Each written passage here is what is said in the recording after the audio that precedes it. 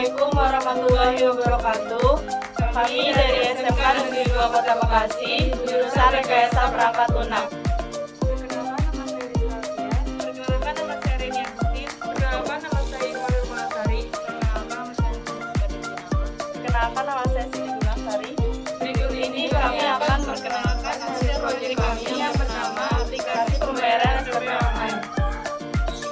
Berikut ini merupakan tampilan awal dari aplikasi pembayaran SPP. Di sini kita bisa login sebagai admin, cek pembayaran siswa, dan login siswa. Berikutnya masuk ke tampilan login admin.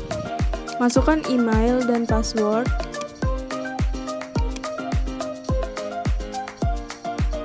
Lalu login. Nah, sekarang kita berada di halaman dashboard. Di dashboard ini terdapat fitur penerimaan, pengeluaran, total penerimaan, siswa aktif, kalender, dan informasi.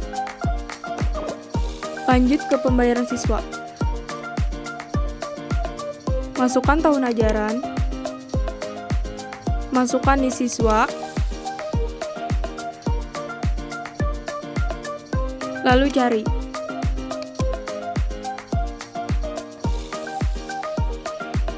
Di dalam data pembayaran siswa terdapat informasi siswa,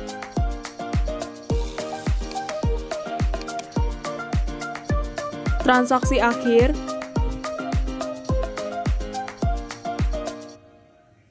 pembayaran, dan jenis pembayaran.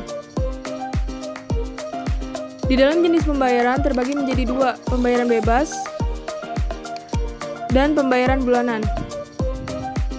Jika ingin melakukan pembayaran, klik nominal, lalu klik OK. Dan pembayaran pun berhasil.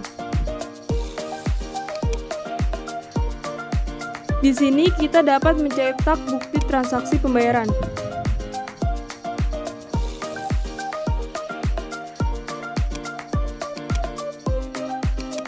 Lalu dilanjutkan ke fitur keuangan.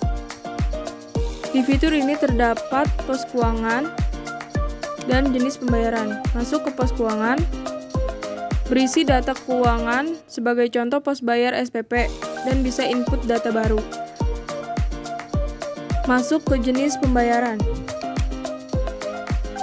Terdapat data pembayaran sebagai contoh bayaran study tour dan bisa input data baru. Lanjut ke fitur jurnal umum. Di fitur ini terbagi menjadi dua, yaitu pengeluaran dan penerimaan. Di fitur pengeluaran berisi data pengeluaran, sebagai contoh untuk membeli alat kebersihan sekolah, dan bisa input data baru.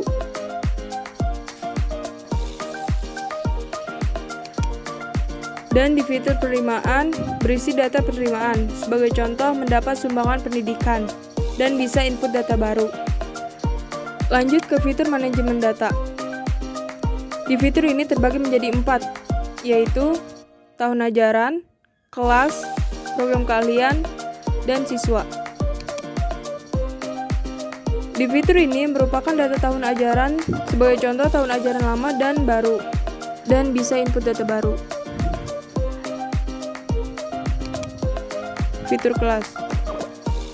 Terdapat data kelas sebagai contoh penambahan kelas baru dan input data baru. Di fitur program keahlian, terdapat nama data jurusan sebagai contoh penambahan jurusan atau program keahlian dan bisa input data baru.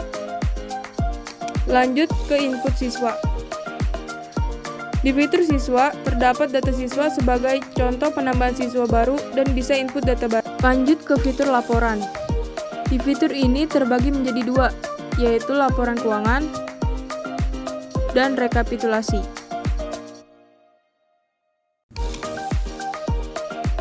Di fitur laporan keuangan berisi tanggal awal dan tanggal akhir. Lanjut ke fitur rekapitulasi. Masukkan tahun ajaran, kelas, dan program keahlian. Lalu filter. Di dalam rekapitulasi terdapat siswa yang sudah lunas, dan belum lunas. Setelah itu masuk ke fitur informasi. Di fitur ini terdapat data info sekolah, sebagai contoh libur Idul Fitri. Lanjut ke fitur pengaturan. Di fitur ini terbagi menjadi dua, yaitu pengaturan sekolah dan bulan.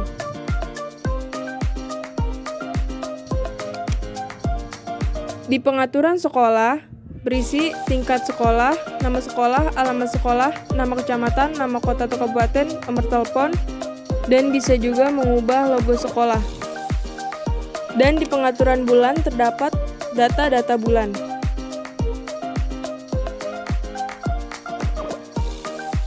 Lanjut ke fitur manajemen pengguna.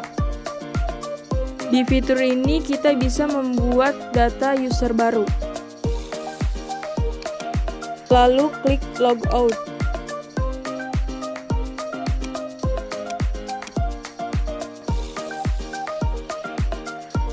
Setelah itu lanjut ke tampilan cek pembayaran siswa. Masukkan tahun ajaran, masukkan di siswa, lalu cari siswa. Di fitur ini berisi tentang informasi siswa, tagihan bulanan, dan tagihan lainnya.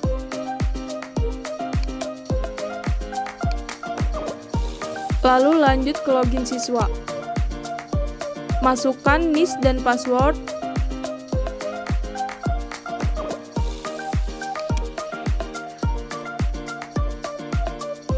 Dan login. Nah, inilah tampilan dashboard dari login siswa. Berisi fitur informasi, sisa tagihan bulanan, dan sisa tagihan lainnya. Kemudian logout.